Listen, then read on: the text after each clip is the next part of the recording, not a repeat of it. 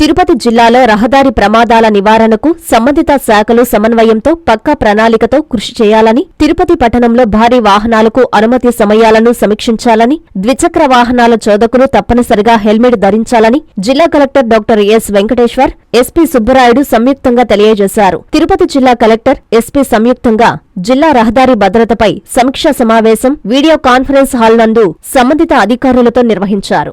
ఈ సమావేశం నందు తిరుపతి జిల్లాలో రహదారి ప్రమాదాలకు గల కారణాలపై సమీక్షించారు. ఈ సందర్భంగా కలెక్టర్ వెంకటేశ్వర్ మాట్లాడుతూ జిల్లా పరిధిలో ప్రమాదాలు జరిగే ప్రదేశాల్లో భద్రతా చర్యలు పటిష్టం చేయాలన్నారు. జిల్లాలో సుమారు 100 ప్రమాదకర రహదారి బ్లాక్ స్పాట్లను గుర్తించిన వాటిపై ప్రత్యేక దృష్టి పెట్టి ప్రమాద నివారణ చర్యల కొరకు చేపట్టవలసిన కార్యాచరణ అంశాలపై సమీక్షించారు.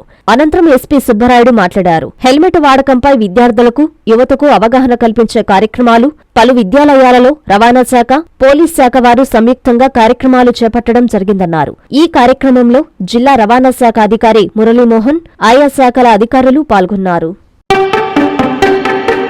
హార్దిక శుభాకాంక్షలు. మాకు అత్యంత ఆప్తులు, మా శ్రేయోభిలాషి, గౌరవనీయులు శ్రీ కోటంరెడ్డి శ్రీనివాసరెడ్డి గారు రెండవసారి నుడా చైర్మన్ గా పదవి బాధ్యతలు చేపడుతున్న శుభ సందర్భంగా వారికివే మా హృదయపూర్వక శుభాకాంక్షలు. ఇట్లు పిరిగల నవీన్, టీడీపీ రాష్ట్ర ఎస్టీ సెల్ అధికార ప్రతినిధి.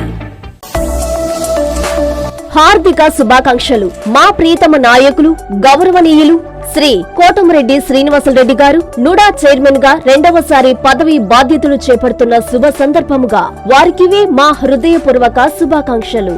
ఇట్లు గోడేటి నాగేంద్ర, టీడీపీ 11వ డివిజన్ ప్రెసిడెంట్ మరియు తెలుగు యువత అధ్యక్షులు తంబి సృజన్ కుమార్, టీడీపీ 45వ డివిజన్ ప్రెసిడెంట్.